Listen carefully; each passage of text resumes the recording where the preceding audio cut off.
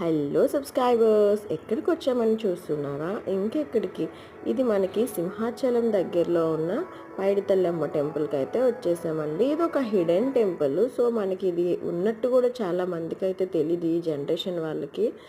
So ఇక్కడ ఏంటంటే, ఇంతకుముందు సింహాచలం ఎవరైతే వెళ్ళాలనుకుంటున్నారో ఫస్ట్ అయితే ఈ టెంపుల్కి వెళ్ళి ఇక్కడ దర్శనం చేసుకొని అమ్మవారికి చీర కానీ ఏదైనా ఇచ్చి అక్కడి నుంచి కోనేరు రావాలండి. యాక్చువల్గా ముందే కోనేరుకి వెళ్ళాలి, బట్ మేము టైంలోకి ఇలా వచ్చేసాము.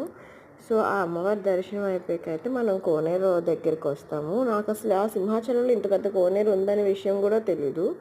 సో కోనేరు అయితే చాలా పెద్దది, వాటర్ అంతా బాగాలేదు, బట్ చాలా పీస్ఫుల్గా అండ్ ప్లెజెంట్గా ఉంది. సో ఇక్కడ ఏంటంటే చాలామంది రకరకాల పూజలు కూడా చేయించుకుంటున్నారు. మేబీ చుట్టుపక్కల గ్రామాల వాళ్ళకి చాలా ఫేమస్ అనుకుంటా ఇక్కడ ఇది.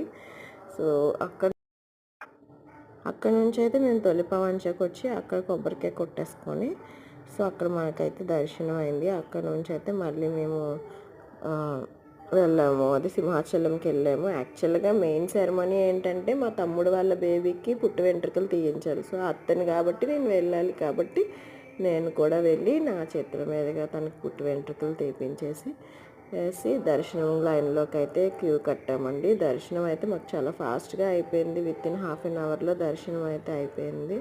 ఫైనల్గా బయటకు వచ్చేసాము. అండ్ ఇంకొకటి, ఇక్కడ అన్న సమారాధన కూడా జరుగుతుందండి, ఎవ్రీడే జరుగుతుంది. చాలా ఫ్లోటింగ్ అయితే ఎక్కువ ఉంది అక్కడ. సో ఫైనల్గా అయితే దర్శనం అయిపోయింది. సో మీరు కూడా ఇలానే వెళ్ళండి, నేను చెప్పిన విధంగా మీకు మంచి శుభ ఫలితాలు జరుగుతాయి. Okay, bye. Please subscribe my channel.